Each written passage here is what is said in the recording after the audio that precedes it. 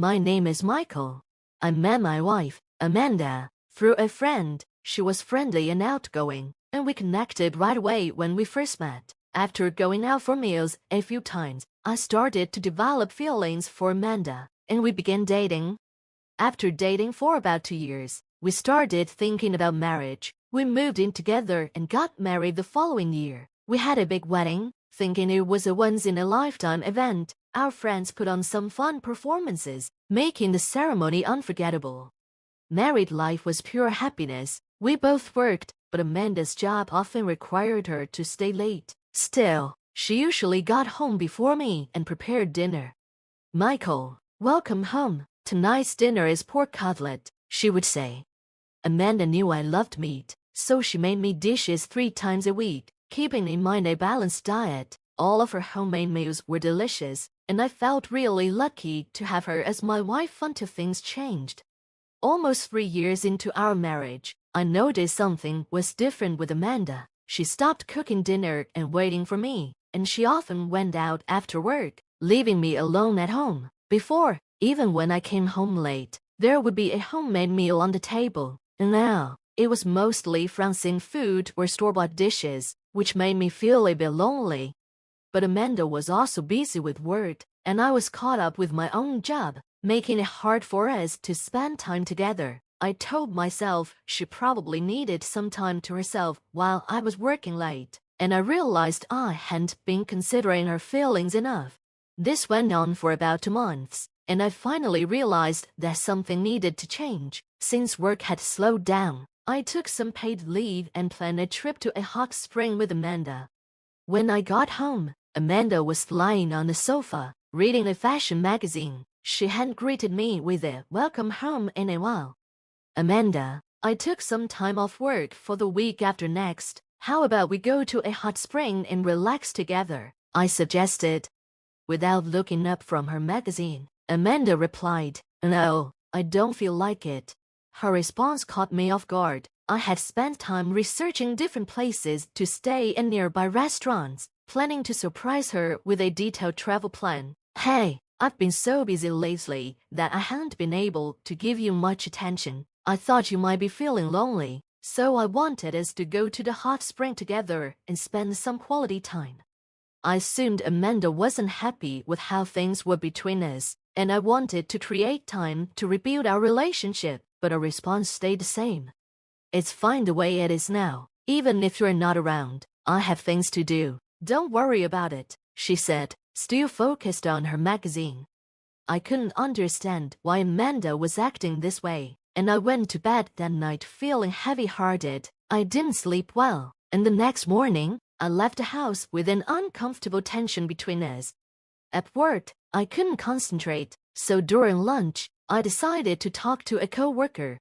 "Hey, can I talk to you for a minute? It's not exactly a fight, but something happened with my wife yesterday." "Could she be cheating on you? I mean, do you have any other reason why she suddenly acts so cold?" The word cheating echoed in my mind. I never imagined that Amanda could be unfaithful, but when someone else mentioned it, doubt began to grow, and it started affecting my health. That day, I couldn't focus on work and decided to leave early. When I got home, I went straight to the bedroom, took off my suit jacket, and collapsed onto the bed without changing into my home clothes. There was still some time before Amanda would come home. I decided to sleep until then and felt a bit more relaxed in the cool, dimly lit room with my eyes closed. Since I hadn't slept well the night before, I quickly became drowsy and was almost asleep.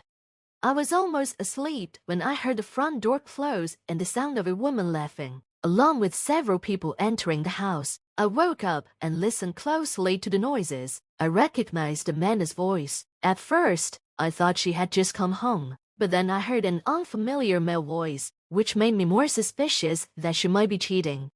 I could hear footsteps approaching the bedroom, and my heart started racing. "Oh, wait," Amanda said as she opened the bedroom door. She hadn't expected me to be there and looked surprised for a moment, but then she spoke in a mocking tone. "Oh, Michael, why are you here?" "I wasn't feeling well, so I left work early and went to bed." "Weren't you supposed to be at work?" "Amanda, I took a paid day off and went out, Amanda replied without any concern for my health. She glanced at Tom standing behind her with his arm around her shoulder. You went out. I wanted to tell the man to keep his hands off my wife, but I felt nauseous and had a headache, so I could only say that weakly. Well, you know now, right? I'm cheating on you with this guy, and it's your fault, so I won't apologize, Amanda said, standing defiantly with her arms crossed. I was stunned that she admitted to cheating so easily. I was completely confused.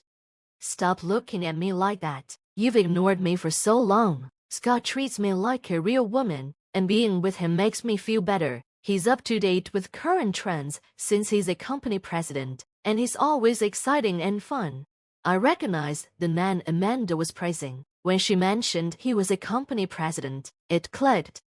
He was the president of XYZ company, a client I had been working with. He had become famous in the industry after starting his business in his 20s. I had visited his company for business and exchanged business cards with him. Why? I asked Amanda. I already told you, that's why, but I don't mind getting a divorce, she replied. When I heard the word divorce, I wanted to stop Amanda, but she started to leave the room with Scott. Are you really okay with ending our marriage so easily? I asked. But Amanda just said it didn't matter anymore and tried to leave with him. Scott flashed a confident smile at me and said, I'll make sure Amanda's happy, so don't worry, before leaving the room with her. After that, I went through a divorce and received alimony. However, I became mentally unwell and had to take time off from work. The reason Amanda cheated was that I prioritized my job and didn't spend enough time with her. To fill the void, Amanda started going to bars alone, where she met Scott. Since Amanda was naturally friendly, it didn't take long for her to get close to him. During my time off, a colleague I had confided in about the cheating contacted me and informed me that Scott's company, which was a client of ours, had relocated its headquarters and withdrawn from New York. Knowing this, I felt to be relieved that even if I returned to work, I wouldn't have to deal with Scott's company anymore. Several years passed since those difficult days, and I eventually recovered mentally. By a stroke of luck, I met a wonderful woman and decided to remarry. I had changed jobs and moved to a rural area, which was more comfortable and surrounded by nature compared to the city. My new married life was going well, and I was living peacefully. However, I ended up getting involved in another situation. When I arrived at the station, I was taken to a room where my ex-wife, Amanda, was waiting. As soon as she saw me, she started yelling excitedly. This guy, officers, this guy is a stalker. He's been following me around, it's so creepy. Stalker, what are you talking about? I replied, completely shocked. How shameless. There's a limit to how much you can harass someone after breaking up, Amanda continued. I couldn't understand what Amanda was saying, so I asked for an explanation. But Amanda just kept accusing me, and I couldn't figure out the main point of her story. Then a police officer brought in another man. It was Scott. Hey, I heard from Amanda that you've been quite persistent. It's been years since the divorce. Do you still have feelings for her? Scott said. I didn't want to hear this from the person who had caused the divorce, so I asked the police officers who brought Scott in to explain the situation. It turned out that Amanda had been stalked by someone for a long time, and she had reported me to the police because the stalker resembled me. The police investigated and discovered that I had recently moved to this town, so they brought me in for questioning. I understand the situation, but Amanda, I didn't even know you were living in this town, I explained. Yeah, right. Who would believe a criminal's excuse? Amanda responded dismissively, making me angry, but the police officers calmed me down. Is there anyone who can prove your innocence? The officers asked.